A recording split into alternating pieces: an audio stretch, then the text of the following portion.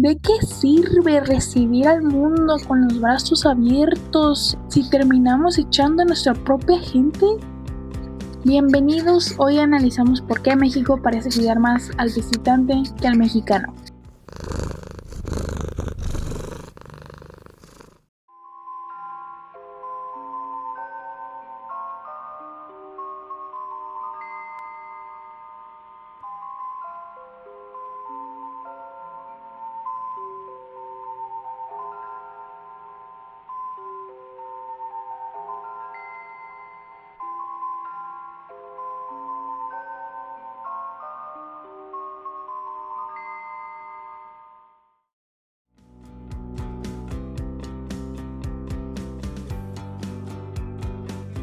Hola, bienvenidos a mi canal, yo soy Cat Black y hoy les traigo de nuevo otro episodio en Susurros de Medianoche.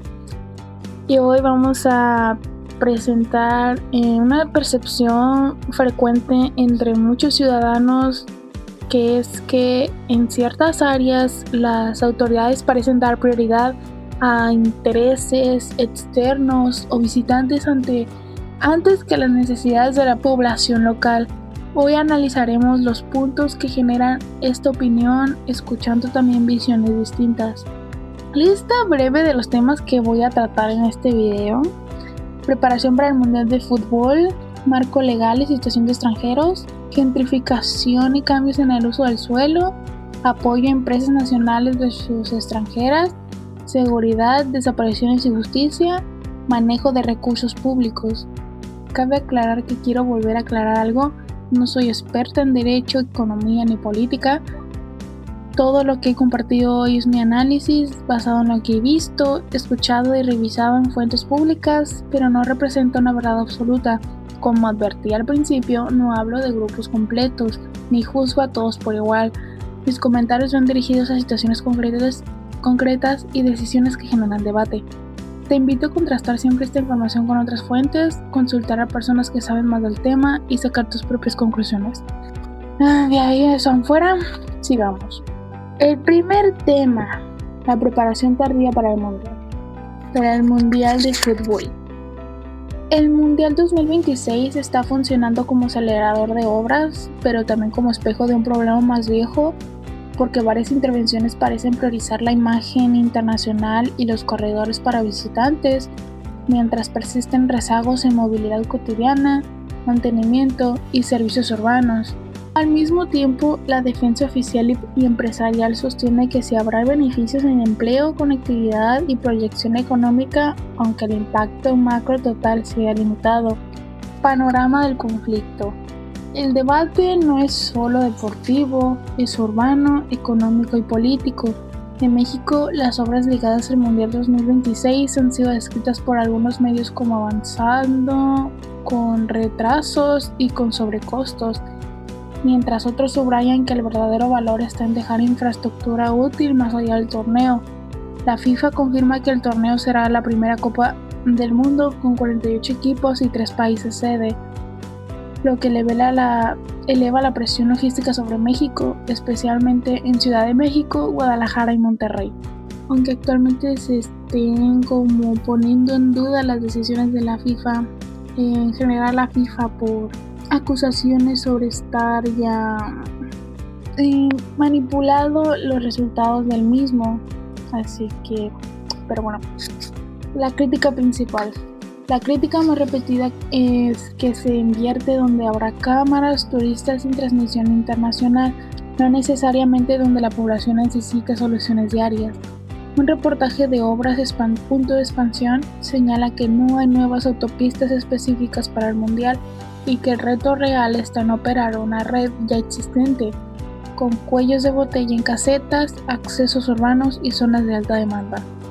Ese mismo enfoque aparece en la cobertura del El CEO, que reporta avances como retrasos y mayores costos en obras clave como la rehabilitación de las terminales 1 y 2 del AICM y el ramal del tren suburbano hacia el AIFA. La crítica de fondo es que, aunque se anuncian mejoras, el ritmo y la distribución de las inversiones no siempre responden a las necesidades cotidianas de la mayoría. Lo que se ve en redes. En redes sociales la conversación se vuelve más emocional y más territorial. En YouTube Shorts, por ejemplo, apareció contenido sobre las vallas que dividen a México, ligada a la polémica por bardas y obras en Nuevo León rumbo al Mundial.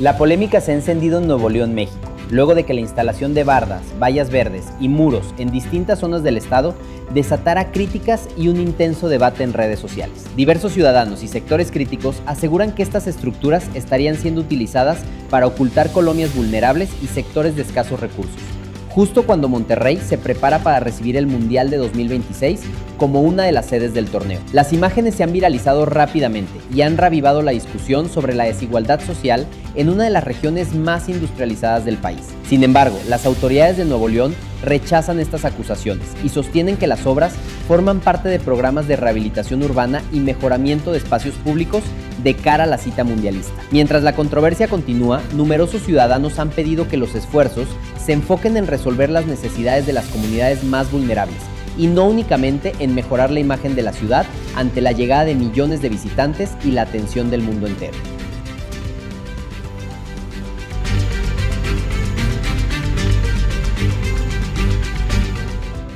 También circularon publicaciones en TikTok con un tono claramente crítico, como un video sobre obras en Huipulco y Santa Úrsula, que presenta la capital vibrando, entre comillas, con el Mundial, y otro que resume el hartazgo ciudadano frente a remodelaciones de última hora en CDMX, en la Ciudad de México. En Facebook, una publicación titulada Mundial 2026, obras, caos y molestias en la Ciudad de México concentra la narrativa de que las intervenciones están generando afectaciones en movilidad y transporte. La defensa del proceso. Quienes apoyan las obras argumentan que el Mundial obliga a resolver pendientes que llevaban años postergados y que eso puede dejar beneficios duraderos. Obras.expansión recoge la idea de que la infraestructura principal ya existe y que la prioridad es mejorar mantenimiento, operación y gestión del tránsito para que el sistema funcione mejor después del torneo, si es que eso se le busca. Además, la narrativa económica es fuerte. Estimaciones difundidas por Infobae hablan de una derrama de entre 2.570 y 3.000 millones de dólares, alrededor de 105.000 empleos temporales y un impacto relevante en turismo, comercio y servicios. El Financiero añade que el efecto en el PIB nacional sería marginal, pero sigue siendo positivo para la actividad turística y para la ciudad de sede. Como que si últimamente importara más el turismo, pero bueno. El punto más sensible. La parte más delicada es la sensación de desigualdad territorial. En varias coberturas se repite que las ganancias se concentran en grandes operadores turísticos, corredores estratégicos y zonas que serán mostradas al mundo, mientras barrios y comercios de uso diario viven cierres, obras incompletas y más presión sobre el transporte. Esa brecha entre vitrina y unidad cotidiana es lo que alimenta la crítica pública. No se niega que haya obra, sino que se cuestiona para quién está pensada primero, aunque es obvio. El problema no es solo si se termina a tiempo, sino si lo que se termina mejora de verdad la vida diaria una vez que se apaguen las luces del torneo. Pregunta para reflexionar. ¿Se está planeando para beneficio permanente o solo para cumplir con el evento? Aunque, en mi opinión, dolorosamente es obvia la respuesta. Nada estaba listo, güey. O sea, imagínate, pinche México tuvo 8 años, cabrón. 8 años, güey. Las pinches 3 ciudades. Pinche Monterrey, Guadalajara y Ciudad de México. 8 años tuvieron, cabrón. 8 pinches años, güey. Para poner la ciudad decente para los extranjeros. Lo empezaron a hacer todo en febrero de este año. No acabaron nada, el pinche aeropuerto sigue incompleto, pinche la terminal 12 seguía cayendo a pedazos y lo hicieron todo con pinches materiales de mala calidad, porque cuando me fui a bucear vi las pantallas, estaban muriendo los píxeles de las pantallas, pegaron mal las pinches maderas falsas, güey, de decoración. Las líneas del metro están sin terminar, los parques también. Todo mal, cabrón. Todo mal, güey. Todo lo hicieron en febrero. No puede ser, cabrón. No puede ser. Ahora hablamos por el segundo tema, que es inmunidad o trato especial a extranjeros. En México sí existen percepciones fuertes de que algunas personas extranjeras reciben trato preferencial o inmunidad, pero cuando bajas al detalle legal y a los datos, lo que parece es una mezcla de 1. Diferencias reales en cómo operan autoridades migratorias y locales. 2. Obligaciones internacionales que protegen tanto a mexicanos en el exterior como a extranjeros en México. Y 3. Mucha interpretación social desde redes y casos mediáticos. ¿De dónde nace la crítica? La crítica parte de experiencias concretas y del contraste con la realidad de muchos mexicanos. Hay una percepción de que cuando un extranjero está involucrado en un conflicto legal, las autoridades se cuidan más, tardan en aplicar sanciones o son más flexibles para no generar incidentes diplomáticos. Esa idea se alimenta de casos mediáticos donde se supone que la respuesta habría sido más dura si la persona fuera mexicana. En redes sociales, tanto TikTok, Instagram, Facebook, también se han compartido testimonios de turistas o residentes diciendo que se sienten intocables o mejor tratados.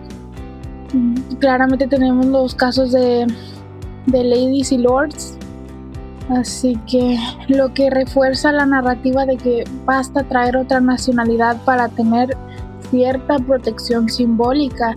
Esa percepción contrasta con lo que viven sectores mexicanos que sienten más exposición, menos apoyo y más riesgo ante instituciones como fiscalías, policía o migración.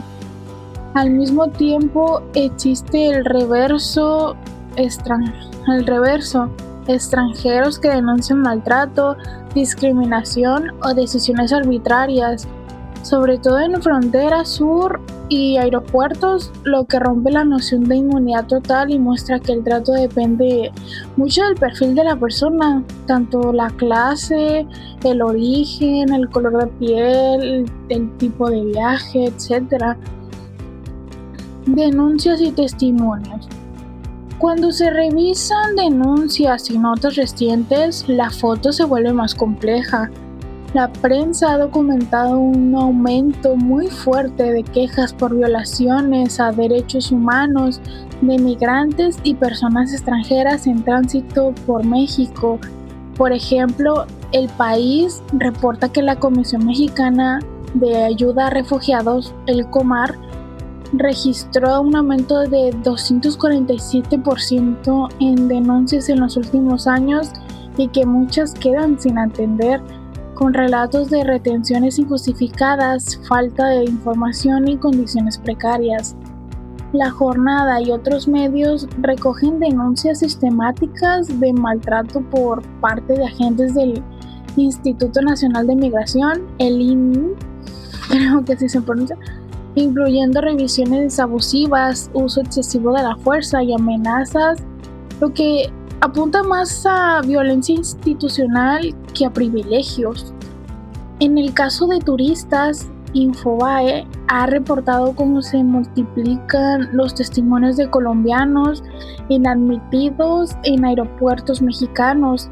Se les niega la entrada por inconsistencias en documentos o declaraciones, y aunque Migración insiste en que no se trata de delitos ni de castigos, las personas lo viven como un trato duro y muchas veces humillante. ¿Y quién no ha visto casos de que vienen desde la parte del sur y caminan toda la maldita costa hasta llegar a los Estados Unidos? Pero bueno, es decir, hay extranjeros que sienten trato preferencial en contextos de consumo, turismo y zonas gentrificadas, pero también hay extranjeros, sobre todo migrantes pobres, personas en tránsito o de ciertos países que enfrentan trato hostil y burocrático. Marco legal que significa protección y que no. La perspectiva alternativa, la que suelen explicar autoridades y expertos, se apoyan al derecho internacional, México está obligado por la Convención de Viena sobre relaciones consulares y otros tratados a respetar derechos básicos de personas extranjeras, como el acceso a asistencia consular, información sobre sus procesos y contacto con su embajada cuando enfrentan una detención o procedimiento judicial. La Secretaría de Relaciones Exteriores describe la protección consular como un conjunto de acciones para salvaguardar derechos y evitar daños indebidos a nacionales. Pero ese mismo tipo de práctica existe en otros países hacia sus ciudadanos de México.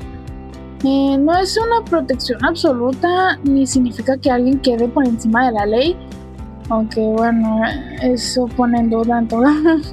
Más bien se trata de garantizar debido proceso, evitar arbitrariedades y asegurar representación legal. Bueno, se supone. Las autoridades migratorias mexicanas tienen reglas claras para la entrada de extranjeros, documentación que justifique el viaje, tanto reservas, cartas de invitación, pasaporte vigente, evidencia de medios económicos, etc.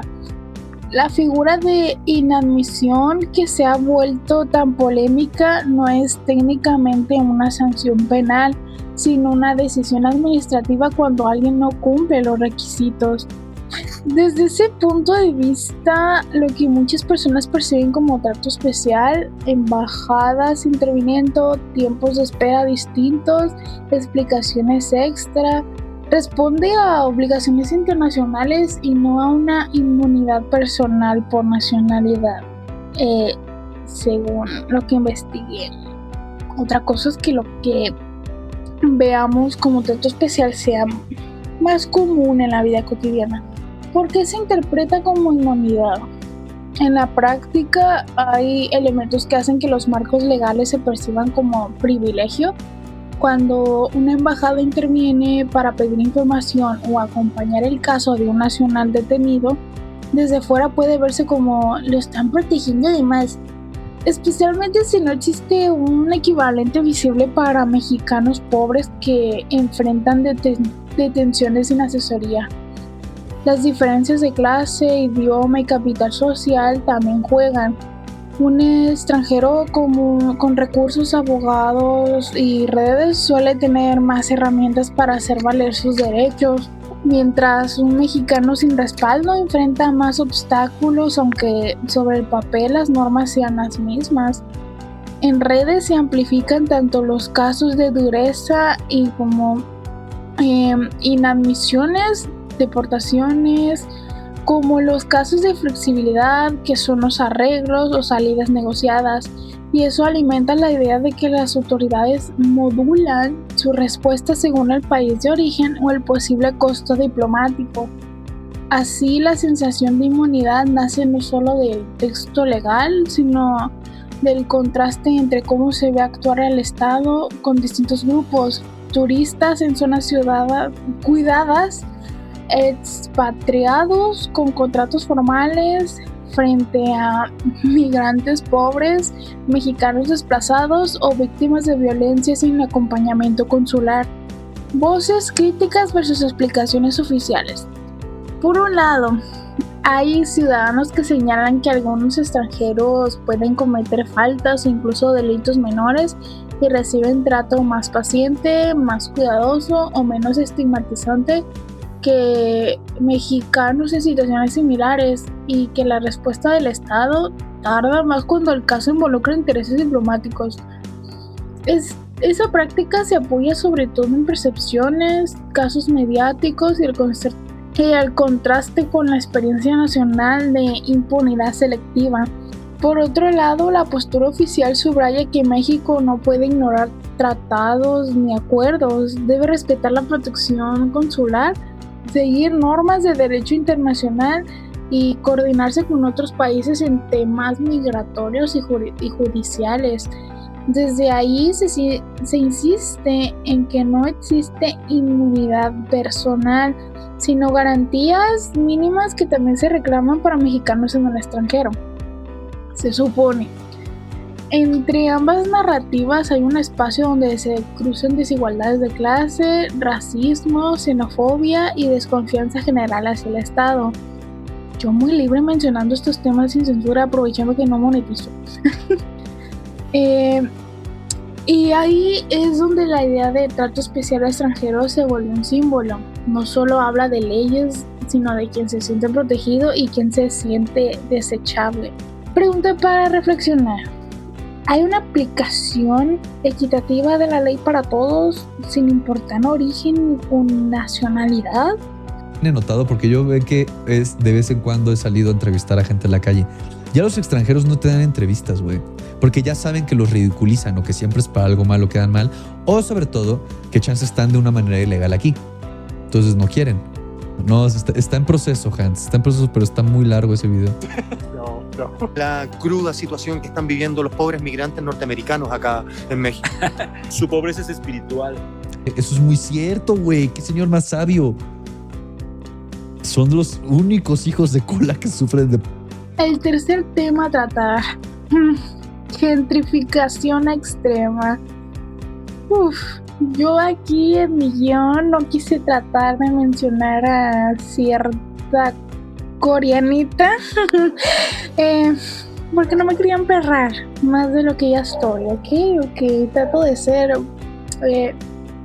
paciente y tratar de no echar pura mentada de madre en nuestro país en proceso de 1500 años, pero bueno. La gentrificación extrema en México ya no se limita a colonias bonitas de grandes ciudades.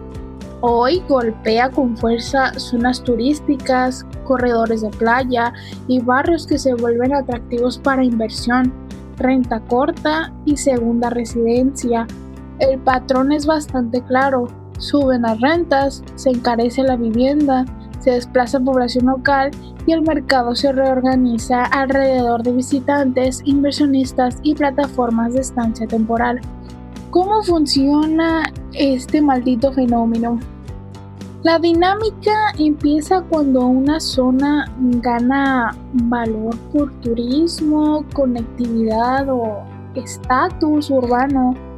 En ese momento aumenta la demanda de vivienda y la presión sobre el suelo, y muchos propietarios prefieren rentar por día, por temporada o vender a precios más altos que mantener contratos accesibles para residentes. Eso reduce inventario para familias locales y empuja a comercios tradicionales fuera de la zona. Un punto importante es que no solo sube la renta, también suben los costos de servicio, alimentos, transporte local y consumo cotidiano, porque la zona se reorienta para otro tipo de público. En destinos turísticos de México, varios análisis han identificado que la valorización ya no se concentra únicamente en desarrollos premium, sino también en colonias medias y accesibles que absorben la presión derivada del turismo y de la llegada de nuevos habitantes con mayor capacidad de pago, lo que muestran los turbios y manchados datos. Las notas económicas recientes coinciden en que los destinos turísticos mexicanos han tenido alzas de vivienda por encima del promedio nacional. En Baja California Sur y Quintana Roo se han reportado incrementos fuertes, y en lugares como Los Cabos, Tulum y Playa del Carmen, la demanda de extranjeros e inversionistas ha sido uno de los motores principales. Yo digo que una de las zonas más caras, porque son las más mencionadas aquí, si es que hablan de México los extranjeros. También se ha documentado que la renta corta y plataformas como Airbnb agravan la presión sobre el mercado residencial, porque convierten unidades que podrían ser vivienda permanente en activos de alta rentabilidad para turismo. Eso reduce oferta para quienes viven y trabajan en la zona todo el jodido y maldito año.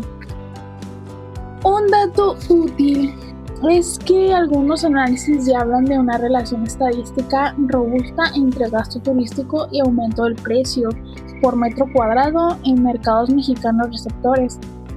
Dicho de forma simple, cuando el turista gasta más, la vivienda tiende a subir más. Qué divertido en la economía. La crítica social. La crítica principal no es que haya inversión, sino que a quién beneficia primero. Para muchas comunidades, la gentrificación extrema se vive como expulsión lenta. Una familia ya no puede renovar renta, un negocio de barrio no soporta el nuevo costo del local y la calle termina llena de cafés, cadenas, rentas temporales y servicios pensados para alguien que está de paso, pero nunca pasó casa. Eso rompe vínculos comunitarios.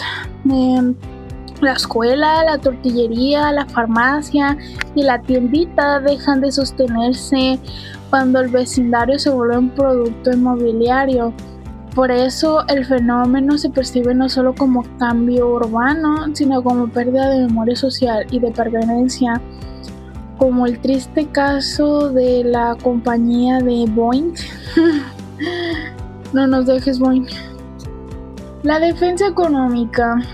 La perspectiva alternativa no niega el problema, más bien dice que esta dinámica también trae capital, rehabilitación de espacios, empleo y mayor derrama económica. En destinos turísticos, el turismo efectivamente empuja construcción, comercio, servicios, mantenimiento urbano y nuevos puestos de trabajo. ¿Pero a qué costo? El argumento de economistas y de desarrolladores suele ser que el problema no es la inversión en sí, sino la falta de regulación. Es que si hay límites a la especulación, reglas para la vivienda de estancia corta, protección a rentas habitacionales y planeación urbana, la zona puede recibir capital sin perder por completo su tejido social. La tensión de fondo. La discusión real está entre dos modelos de ciudad. Uno ve el territorio como hogar y comunidad. Hasta ahí, corto el video a la verga. El otro desgraciadamente lo ve como un activo financiero y escaparate turístico. Cuando domina el segundo, la ciudad mejora para afuera, mientras se vuelve más cara e inhóspita para quienes la habitan. Por eso la gentrificación extrema no es solo un fenómeno de moda urbana, es una disputa por quien tiene derecho a vivir en un hogar, a qué precio y bajo qué reglas. En México esa disputa ya está claramente instalada en ciudades turísticas, playas y zonas metropolitanas de alto valor. Y antes de soltar mi mentada de madre, pregunta para reflexionar. ¿Cómo lograr el desarrollo sin expulsar a quienes han vivido ahí por generaciones? Es básicamente comedor, una cocina con su isla. La verdad es que los acabados están súper padres. Y aquí tienes una sala muy sencilla con su tele. Está muy chiquito para 45,000 pesos, la neta. ¿Cómo crees, cabrón? Tienes un balcón con una súper buena vista. Está increíble la vista. ¡Wow! Está el Cerro de la Silla, tienes la Sierra Madre. Hombre, pues lo vale, ¿eh? Y mira, y ver todo el aire contaminado del sur de Monterrey, qué bonito. ¿Dónde firmo? Al sur de Monterrey. Y en total son 3 recámaras. Entonces, te lo muestro. Esta zona secundaria. Güey, está muy chiquito para 45,000 pesos, güey. La neta, está muy chiquito, güey. Me identifico. Hay departamentos así de que en la Condesa, pero por Dios, güey. Estás en la Condesa, güey. No puedes salir a caminar, o sea. Me refiero a que sigue estando carísimo. Ajá, bueno, en Polanco también, o sea, Polanco en la Condesa, pero el punto de esos depas es que lo caro verdaderamente de estas colonias gentrificadas en la Ciudad de México, por lo menos, es que te da acceso a una vida cuasi similar al estilo de vida europeo, que es donde puedes salir a caminar y hacer cosas y actividades en la colonia donde estás. Muy caras y bonitas, pero eso es lo que verdaderamente te ofrece. Y que tienes un hospital hasta caminable, o sea, que tienes muchos bienes y servicios y actividades de manera tienes parques y todo lo puedes hacer caminando. Eso es lo que pagas en estas zonas. En Monterrey estás pagando ese mismo precio y no puedes hacer ni madres, porque requieres carro para hacer lo que sea. Hasta pega el pinche Oxxo, necesitas un carro, güey. Cada una tiene pues, su tele. Está muy bonita esta casa. Muy bonita. Baños completos. Esta recámara es la más chica, pero también tiene su tele. Y falta por Importante. ver la recámara principal. Ah, ok. Esta recámara tiene su propio walk-in closet y su baño. Wow. Ok, a Me ver. encanta la gente cómo se tienen que manipular para justificar que les están metiendo el pilote. Pásale. Sí, güey. Con camita. Ok, está bonita. Aquí está el walk-in closet. Y un detalle Su propio único que balcón. tiene esta recámara que tiene un baño con 2 lavabos. Está enorme. Sí, vale la pena, güey. ¿Te gustó? Pues sí, la verdad, bastante. Oye, y supongo que vives con roomies, ¿no? No tengo roomies. O sea, ¿vives solo aquí? De hecho, no vivo aquí. Wow, ya. No, entonces, ¿por qué pagas una renta tan cara? Yo me dedico a administrar propiedades en Airbnb. Ah, ¿y de quiénes son esas propiedades? Y esta propiedad yo pago renta de 45,000 pesos y la rento más caro por días. Qué dolor de bolas, güey, la neta, hacer eso. Supongamos que rento aquí un departamento de 3 cámaras, servidora, con estos acabados lujos, estoy rentándolo en 3,000 pesos la noche. Y suponiendo que rento 25 noches al mes, ya tengo 77,000 pesos de ingresos. Se me hace muy generoso. 25 noches al mes, güey. Yo le apuntaría, la neta, máximo 15, güey. La neta, 15 noches, yo creo que es lo demasiado.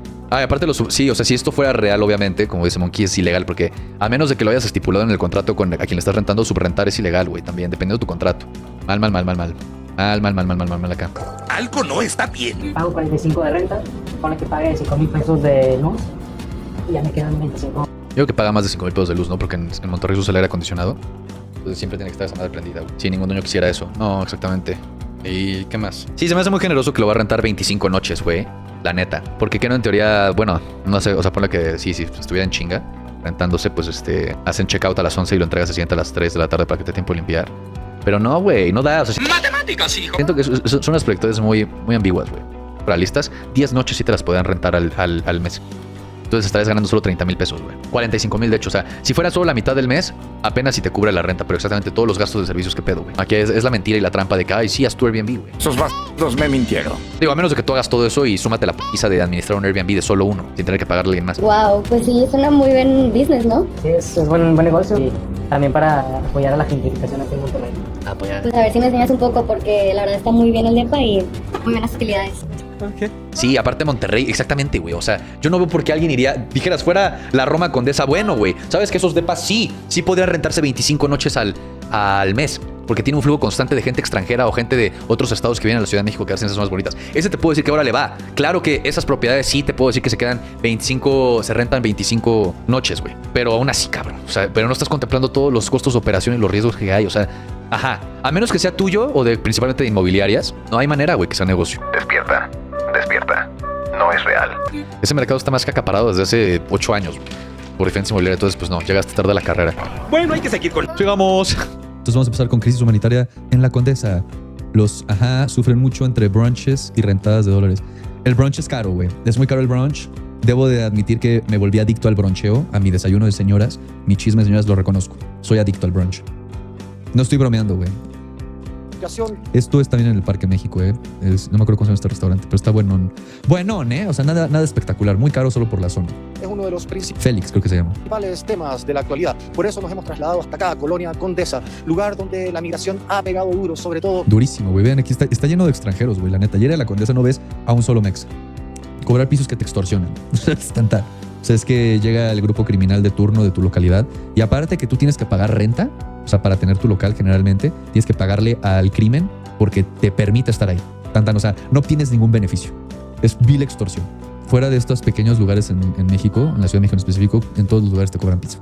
El otro día la señora Quesadillas nos dijo que pagan a la delegación y los patrones. Pues sí, los 30 patrones es horrible.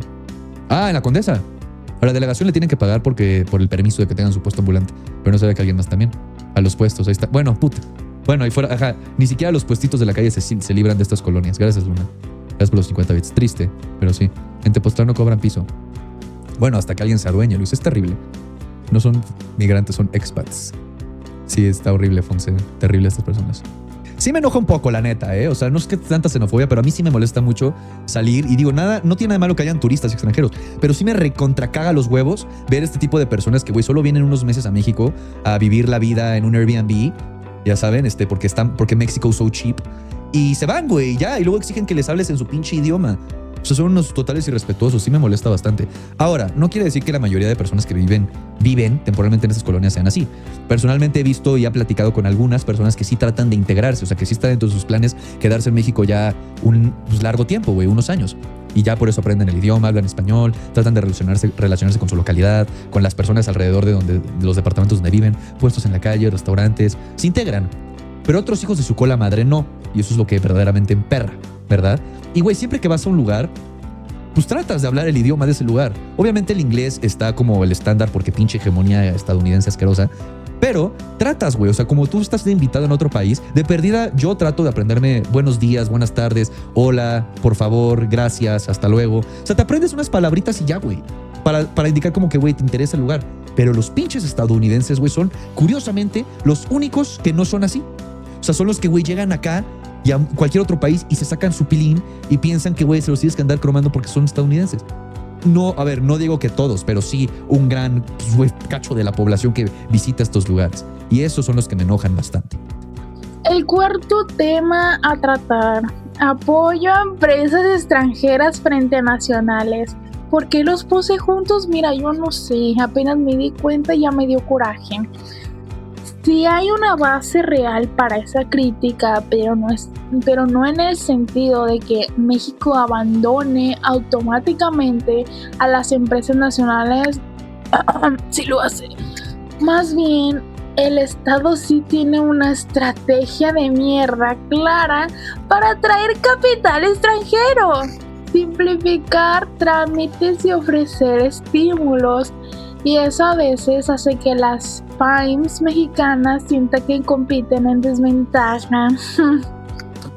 Qué lindo llevarnos bien con los demás de afuera en vez de que no con nosotros adentro.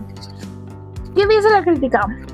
La crítica apunta a que las empresas extranjeras suelen entrar con más acompañamiento institucional, ventanillas de atención especial y facilidades para instalarse, mientras que muchas pequeñas y medianas empresas mexicanas enfrentan más carga administrativa, menor acceso a crédito, menos capacidad para absorber costos fiscales o regulatorios.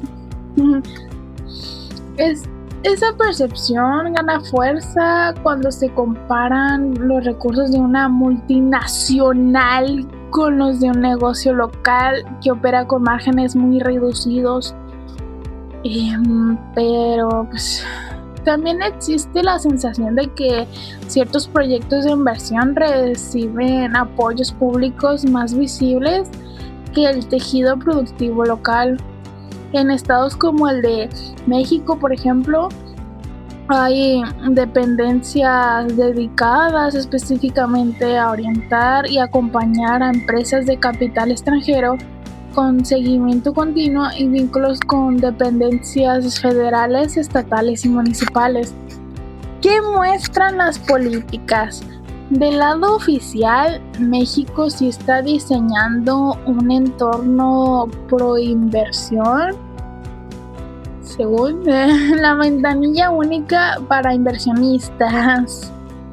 Explica paso a paso los trámites, requisitos, plazos y costos que debe cumplir un inversionista extranjero y coordina información de dependencias como Economía, SRE, el IMSS e INPI.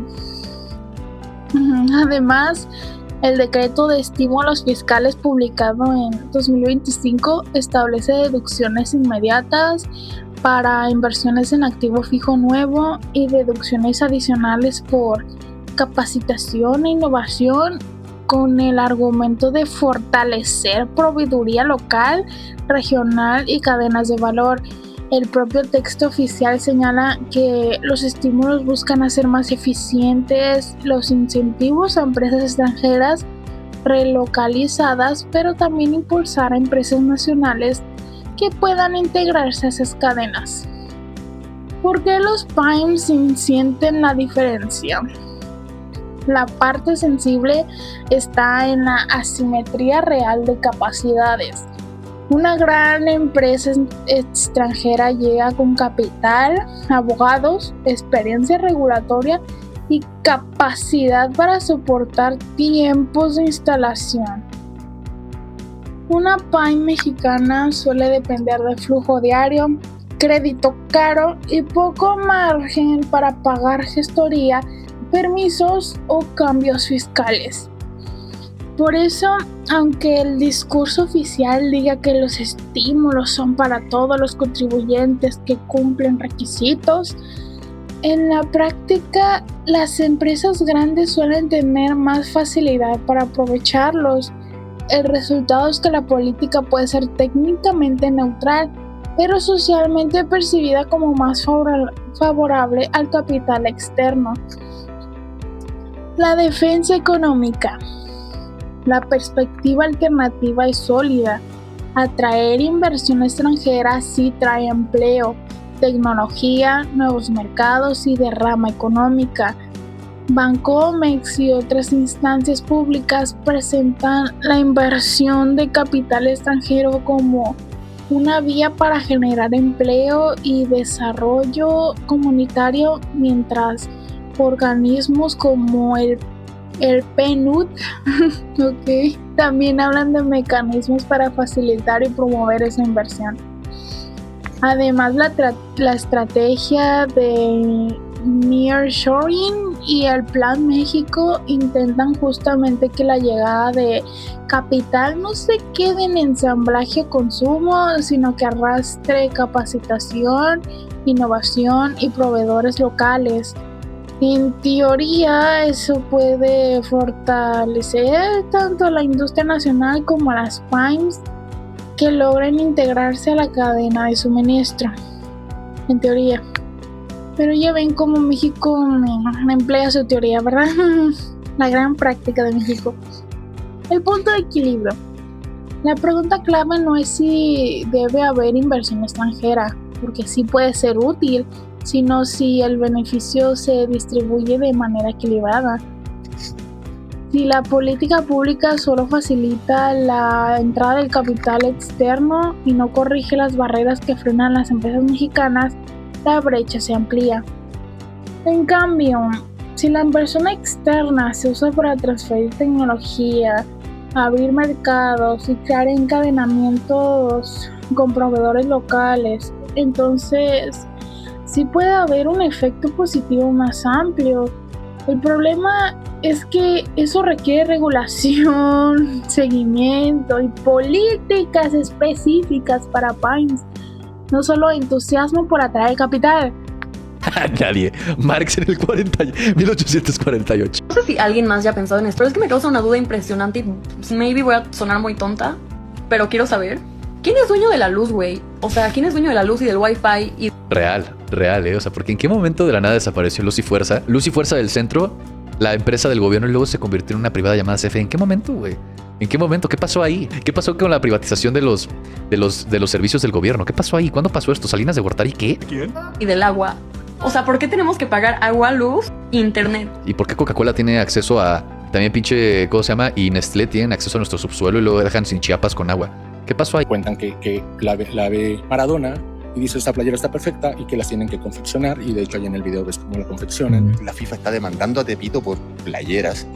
Que Maradona haya hecho el gol más lindo del mundo y haya salido campeón con una playera de Tepito, encuentro que cierra un círculo maradoniano perfecto. Es importante porque la verdad, bueno, los puestos en el mercado de Tepito encuentras todo, ¿no? Y la calidad, ¿la puedo tocar? Ahora. Ahora la quiero. La FIFA, uno de los entes más corruptos del mundo, haya demandado a Tepito por la playera. Pues, eso es lo que quieren más dinero y más dinero y más dinero y más dinero. Pero ¿cómo demandas a Tepito? O sea, ¿cómo, güey? ¿A quién? ¿A quién estás demandando, güey? Sí, como que, bueno, qué chido que lo hagas, pero chida tu demanda, es lo único que va a pasar. Chida tu demanda, FIFA. El tema 5. Dios mío santo, ¿por qué los puse juntos? Mira, todos los temas son... Ay, yo quería soltar el sapo para deshogarme, pero yo al chile no, me estoy emperrando. Y este tema no... Me toca en el corazón, como muchos mexicanos. Sin tocar a los FIFAs, ¿verdad? Porque ya sabemos que no son muy tolerantes con este tipo de personas. Tema número 5. Desapariciones sin resolver y seguridad. Sí, hay una crisis real de desapariciones y también una brecha enorme entre lo que viven las familias y lo que reportan las instituciones. Como siempre, La crítica se sostiene en cifras muy duras.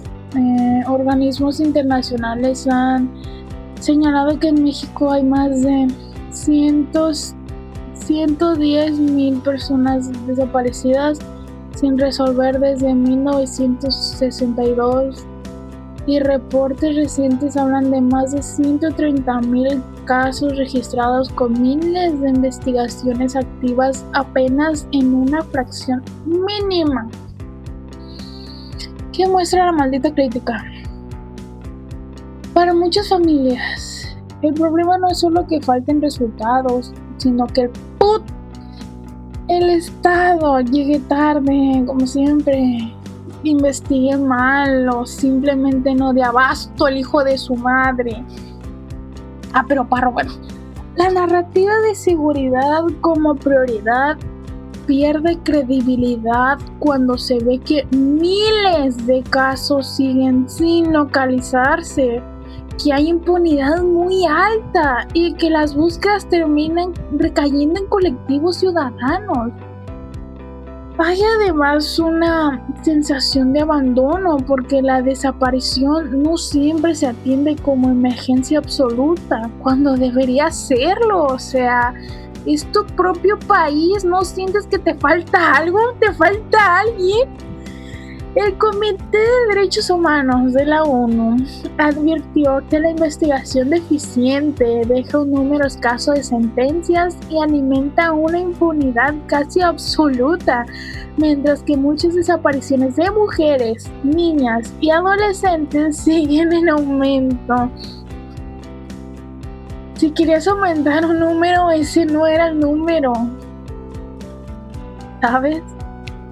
Datos duros. Me lleva a la que me trajo. Las cifras más citadas son contundentes. Más de 110,000 desapariciones sin resolver desde 1962, vete a la mierda. Con registros que probablemente subestiman la magnitud real. O sea, esto es lo que llevan registrado. Imagínate lo que no. Joder. Más de 130,000 personas desaparecidas en años recientes, con apenas alrededor de 3,869 investigaciones abiertas, lo que sugiere una tasa de seguimiento extremadamente baja. ¿Qué estamos haciendo con el tiempo libre? En desaparición forzada de 1,436 casos denunciados oficialmente, 962 seguían sin ser localizados, es decir, alrededor del 67%. Joder. También hay otra dimensión menos visible, que son decenas de miles de restos humanos sin identificar, lo que agrava la sensación de que el sistema forense, fiscal y de búsqueda no está resolviendo ni lo básico. ¿Qué dicen las inútiles instituciones? La postura institucional suele reconocer el problema como complejo y heredado. Tampoco, no como algo que pueda resolverse con una sola política. No es como que si tuviéramos un chingo de gente en el poder, ¿verdad? Se habla de coordinación entre fiscalías, comisiones de búsqueda, estados y federación, pidiendo peras al olmo, además de reformas profundas en investigación, identificación forense y atención a víctimas. El argumento oficial es que la violencia acumulada, la fragmentación institucional y la falta histórica de capacidades hacen que los resultados sigan lentos de por sí. Desde esa mirada, la solución no es solo más mano dura, sino más inteligencia, mejor coordinación y fortalecimiento de bases de datos, ministerios públicos y labor forense. No se ocupa dinero, hijos. De verdad, déjenlo en paz el dinero, por favor. Concéntrense en su chamba, caramba. No seguridad y desconfianza. El no me lo saqué del coraje. La parte más sensible es que la seguridad pública se mide menos por discursos y más por la experiencia cotidiana. Aunque el Gabinete de Seguridad reporta reducciones en homicidios dolosos en este año 2026, eso no borra el peso social de las desapariciones, porque una baja es un indicador que no resuelve por sí sola el dolor de miles de familias que siguen buscando.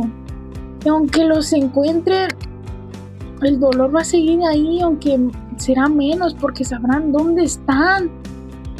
Por eso, la percepción ciudadana suele ser que la seguridad no está realmente centrada en proteger vidas y encontrar desaparecidos, sino en administrar la crisis.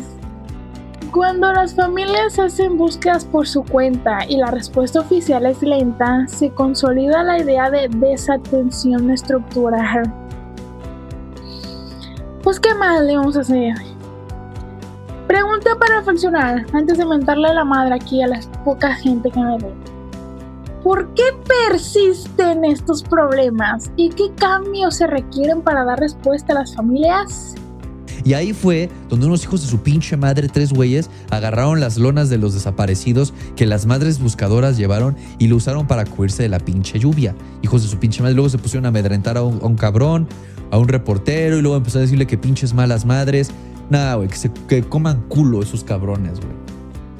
El último tema, bendito Dios. Pero el que más nos caga la madre. Tema 6 y último. Manejo de recursos públicos y corrupción. México sí tiene mecanismos formales de control del gasto, pero la crítica se sostiene porque los escándalos de desvío, sobrecostos e impunidad han sido repetidos durante siglos a la verga, durante años, y siguen erosionando la confianza pública. Al mismo tiempo, la defensa institucional existe. Hay auditorías, transparencia presupuestaria y normas de rendición de cuentas, aunque muchas veces se perciben como insuficientes o tardías.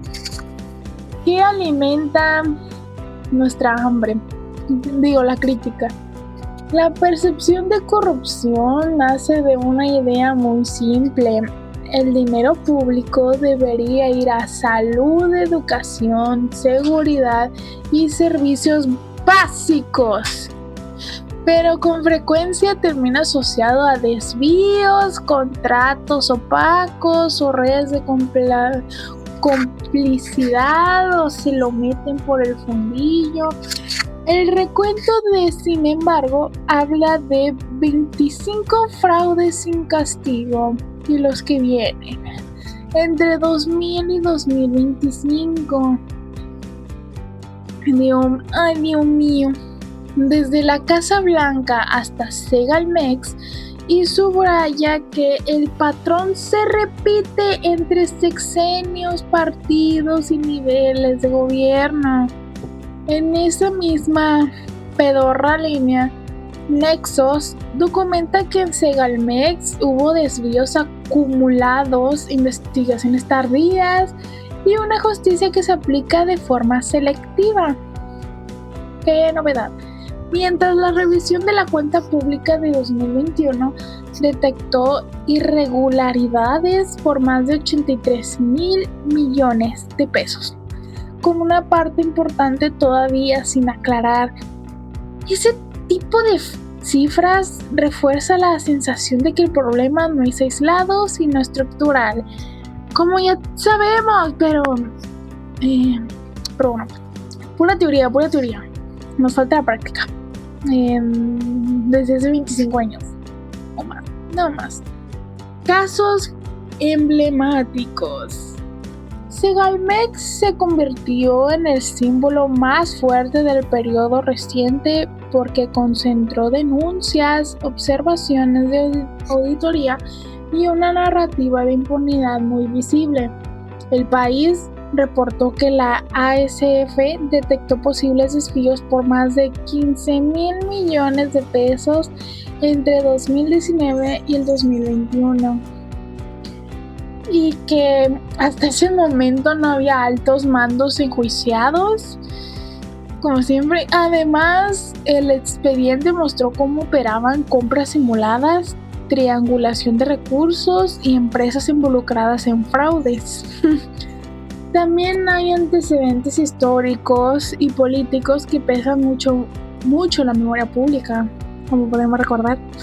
En el recuento de fraudes y corrupción se incluyen casos como el de Javier Duarte, señalado por malversar recursos destinados a programas sociales y obras públicas, con montos enormes que ayudan a explicar por qué la ciudadanía ve la corrupción como un problema persistente y no como una excepción o como una locura de nuestra hambruna.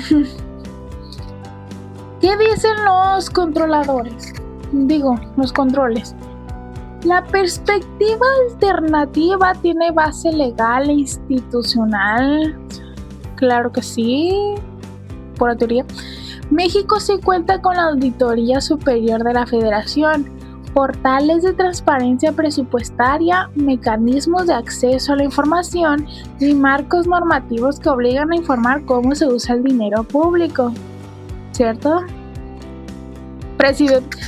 La Secretaría de Economía, por ejemplo, habla explícitamente de transparencia presupuestaria y de formatos abiertos para conocer el destino del gasto público, y desde el ámbito municipal y académico se insiste en que la transparencia, los datos abiertos y la participación ciudadana son claves para vigilar el ejercicio del presupuesto.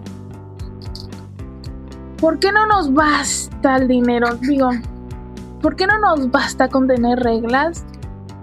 El pinche problema es que tener controles no garantiza resultados, como nos podemos dar cuenta, ¿verdad?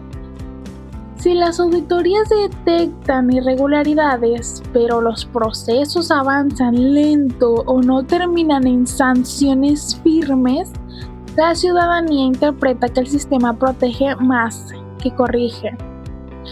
Yo diría que lo deja pasar, más que nada.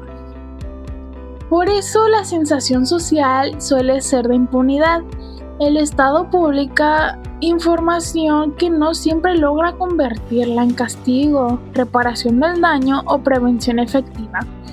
Esa brecha entre norma y consecuencia es la que hace que mucha gente vea el gasto público como una caja vulnerable al saqueo. Una cajota abiertota como...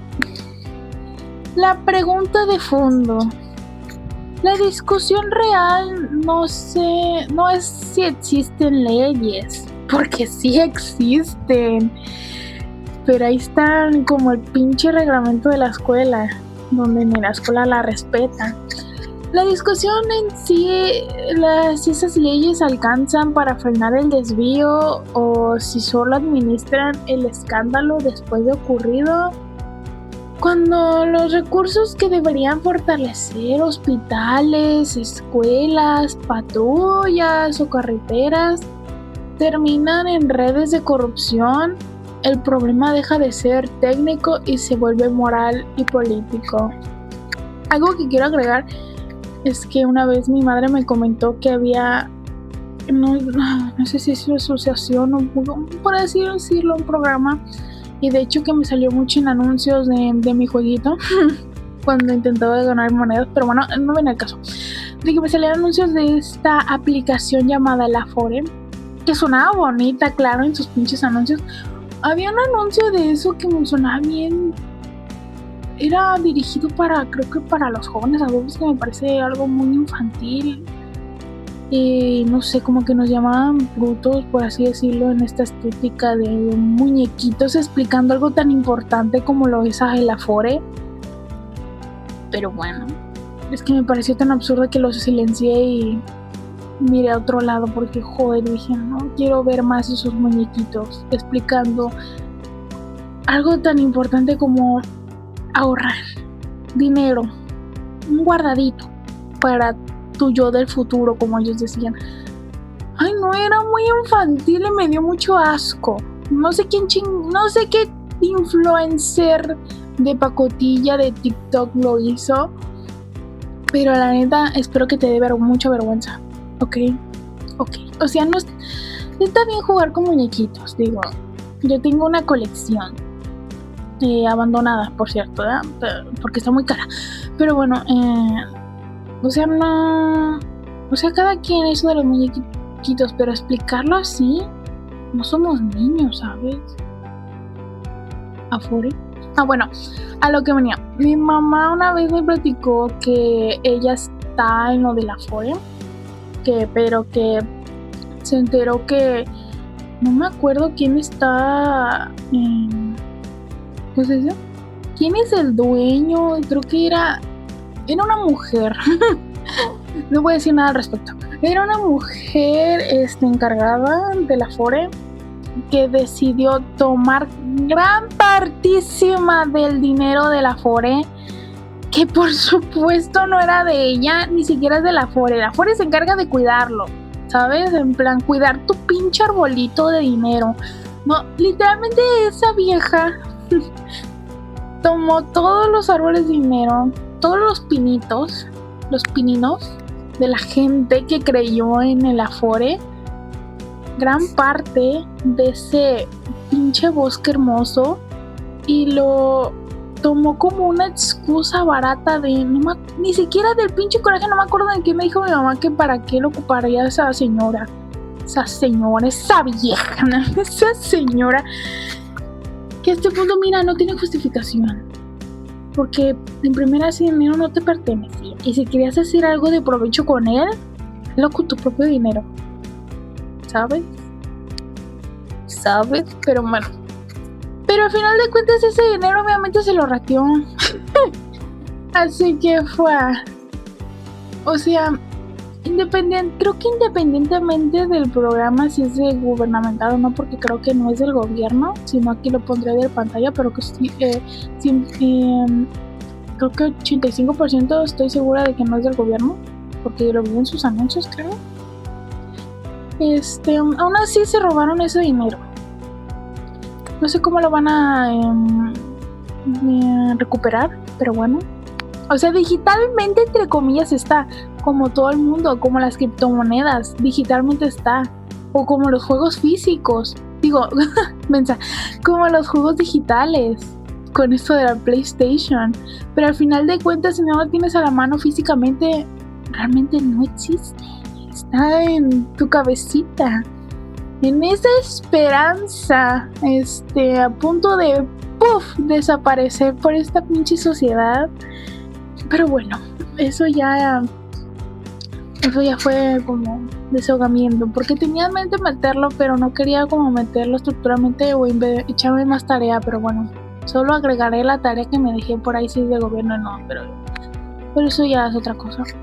Antes de que se me bote el chango, pregunta para reflexionar: ¿qué herramientas tienen verdaderamente los ciudadanos para exigir un uso correcto de los impuestos? No, y en el que acaban de remodelar, el de Río de Janeiro, donde el pinche logro de la alcaldesa, güey. Revitalizamos Río de Janeiro. Nadie lo pidió, güey. Ahora sí ya acabé. Y fue la pinche propaganda más nacionalista posible para que la gente se enlistara al ejército. Ese fue la principal función de ese evento de la UFC, reclutar a gente a la milicia. Mi opinión, ¿verdad?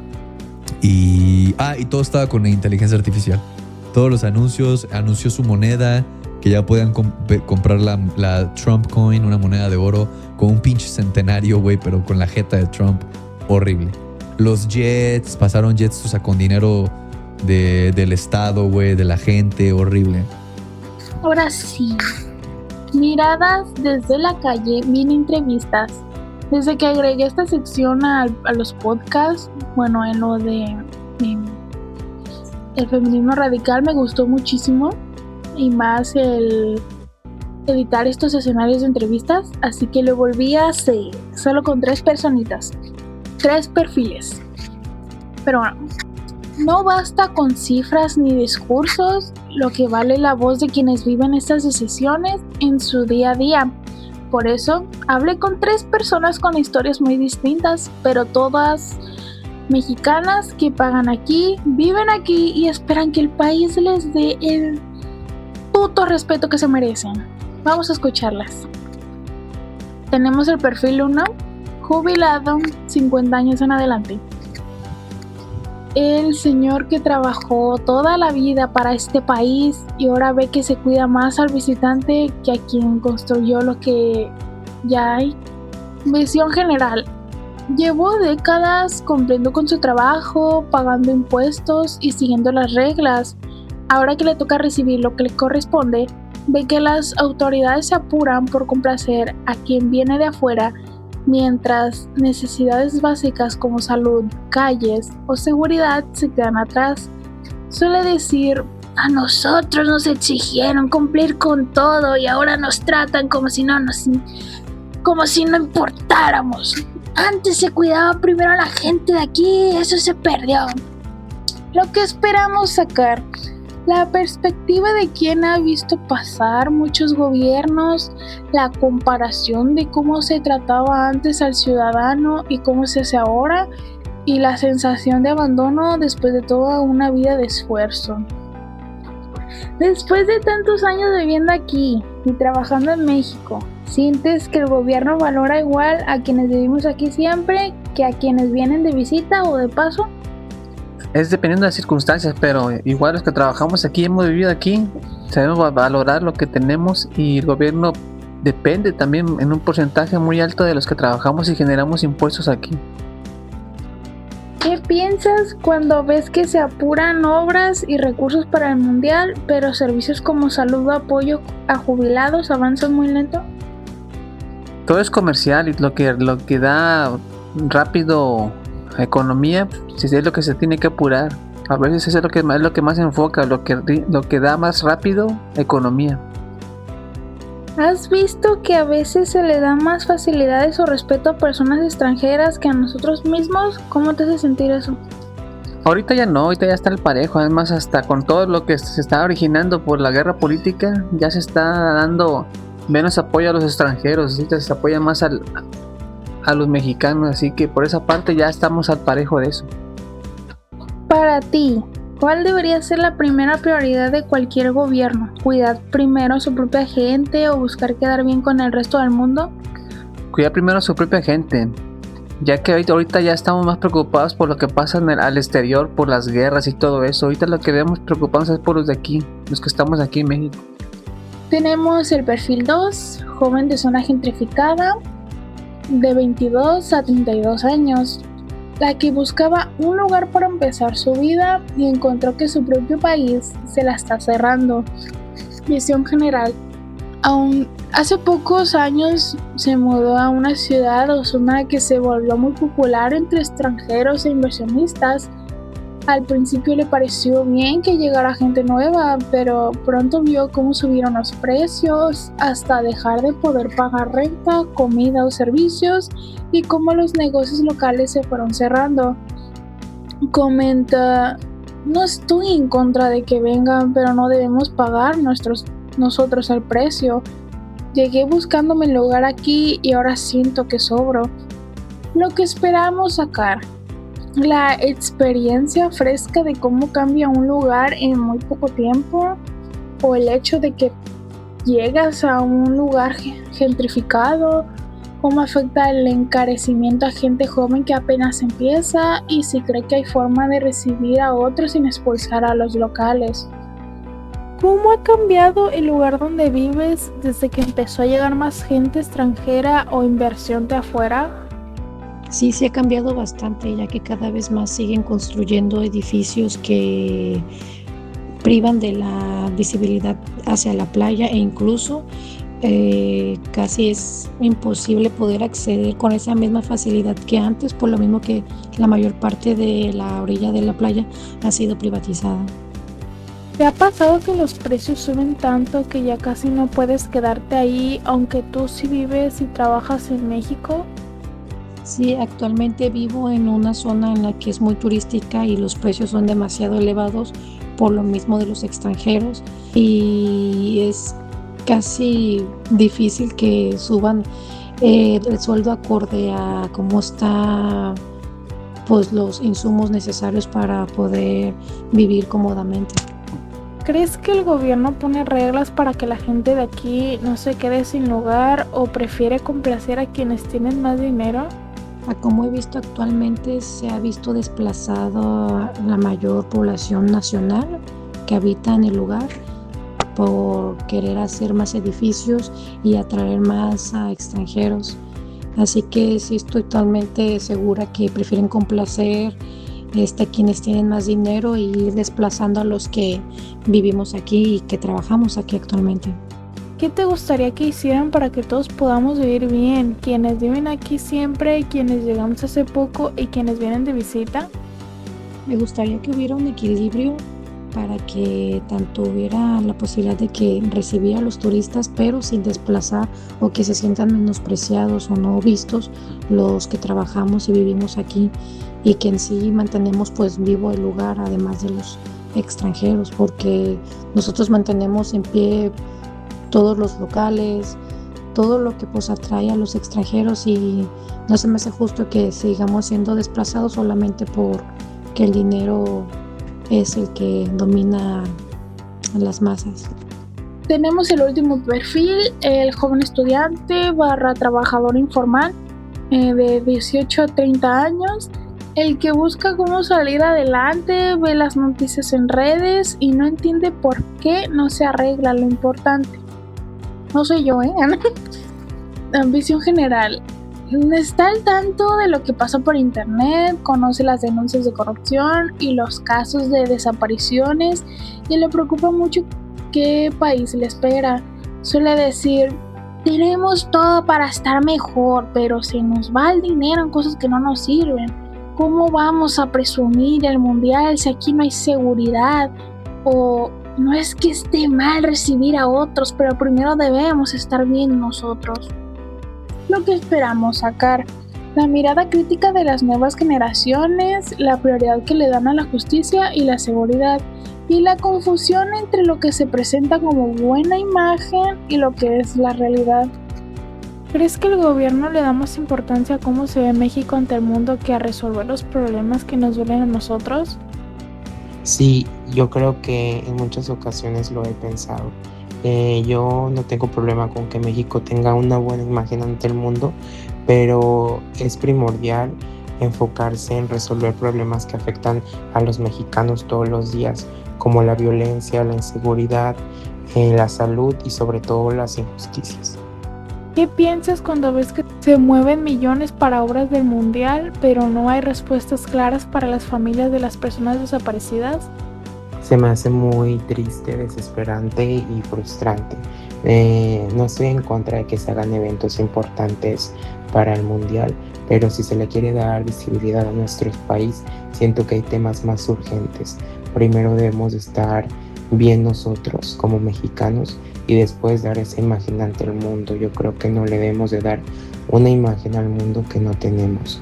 Hay temas más urgentes y muchísimo más primordiales, como apoyar a las familias que siguen buscando a sus seres queridos y darles respuestas, que es lo mínimo que se merecen las madres buscadoras. ¿Te parece justo que haya leyes o apoyos que parecen pensados para quienes vienen de fuera mientras nosotros batallamos para que nos escuchen? No me parece justo, creo que cualquier persona merece respeto y un buen trato, venga de donde venga y sea turista o no, pero también pienso que el gobierno debería atender primero las necesidades de los mexicanos y asegurarse de que nosotros también recibamos apoyo de parte de ellos y que también escuchen nuestras preocupaciones.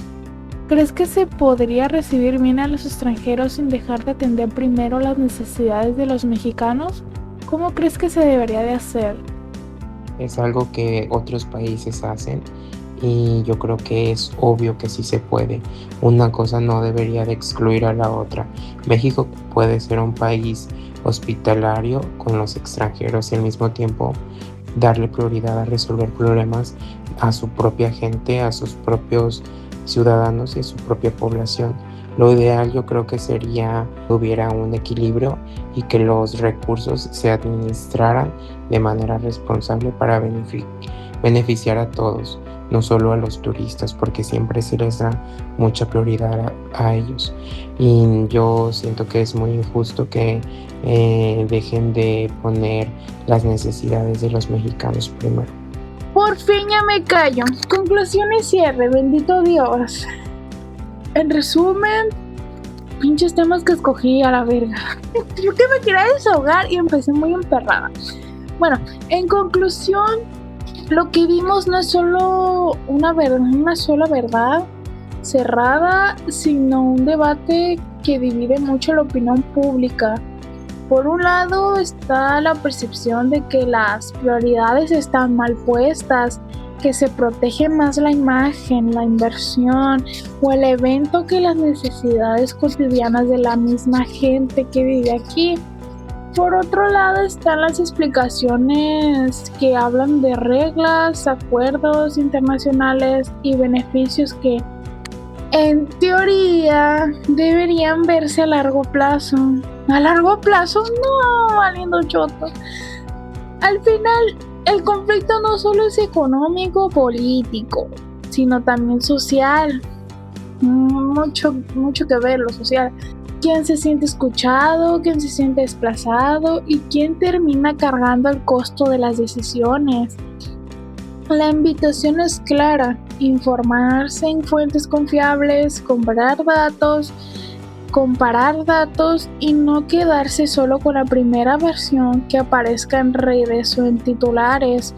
Participar en el debate público con respeto también importa, porque estos temas no se resuelven con gritos ni consignas, sino con evidencia, contexto y una mirada crítica que no pierda de vista a las personas afectadas. Además de votar y sacar a esa gente inútil por alguien menos peor, como ahí dicen. Votar antes de que a las mujeres les quiten el voto. Eso es otro tema. Preguntas para ustedes. ¿Qué punto te parece más urgente de atender? Yo diría que la gentrificación y luego las desapariciones. Porque más que nada de que primero vivir y luego morir, supongo. O sea, si vamos a vivir, que vivamos bien antes de morir o peor, ¿verdad? ¿Has visto estas situaciones en tu comunidad? Cuéntame en los comentarios. Y bueno, espero que lo hayan escuchado hasta el final. Yo la neta estoy harta. Me tuve que parar un poquito. Hasta el sexto porque no aguanté los pinches 3 temas. Todos los temas juntos fue una mamaduela, porque no sé, estuvo mal ejecutado. Me quería desahogar y terminé emperrada con la investigación, con tratar de leer el guión y poner de mi parte que no sea mentado toda de madre. Pero bueno, sí les recomiendo, super recomiendo el canal de Rob Paper Sheet, que para mí me sienta como un balde de agua fría en esta realidad. O sea, como para yo misma concientizarme, pues, el hecho de no estar siempre en una burbuja de lo que es mi ranchito, claro. Bueno, eso, que espero que le hayan escuchado hasta el final y nos vemos hasta la próxima. Espero que con un México menos hambriado, ¿verdad, presidente? Chau.